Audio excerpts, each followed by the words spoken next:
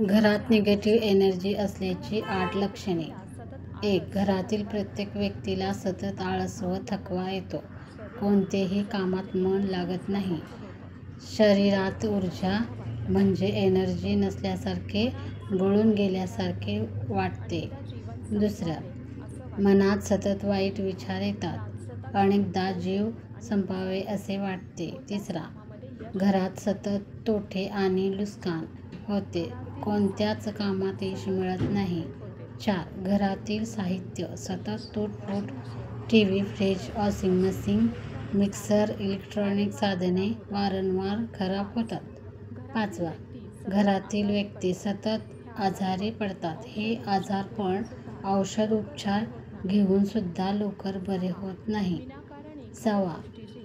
विनाकारण एखाद्या गोष्टीचा सतत काळजी किंवा चिंता वाटत राहते. पुढे जाऊन त्याचे रूपांतर डिप्रेशनमध्ये होते.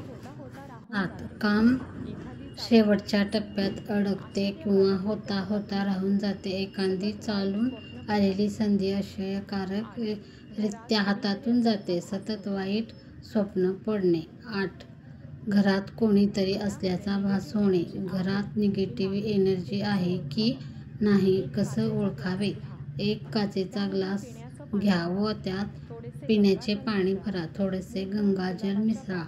मूठभर गुलाबजल पाकळ्या त्यात टाका. हा ग्लास घराच्या एखाद्या कोपऱ्यात ठेवा.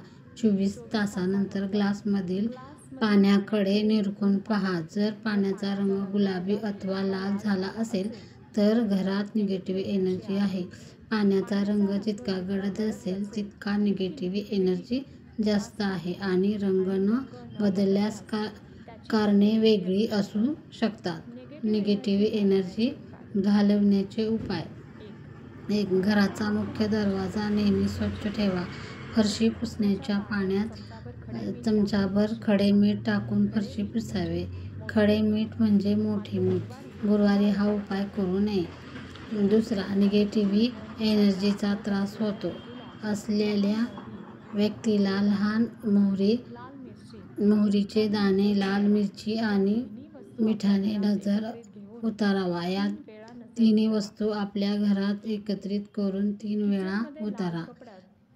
3. किचनमध्ये लाल कपड्यात 1.25 किलो मीठ बांधून ठेवा. ही मिठाची पुसुंडी बाहेर व्यक्तीला दिसणार नाही अशी ठेवा. प्रत्येक महिन्याला जुने मीठ बदलून त्या जागी नवीन मीठ ठेवा. जुने मीठ वाहत्या पाण्यात तलावामध्ये टाकून घ्या. फ्लॅटमध्ये राहणाऱ्यांनी हे मीठ टॉयलेटमध्ये फ्लश करावे. 4. दर सायंकाळी अंगणातील तुळशीजवळ तुपाचा किंवा तेलाचा दिवा न चुकता लावा. 5. घरात हनुमान चालीसा ऐका. अमावास्या पौर्णिमेला घराच्या मुख्य दरवाजाजवळ दोन्ही बाजूने दिवे प्रज्वलित करा. धन्यवाद. श्री स्वामी समर्थ.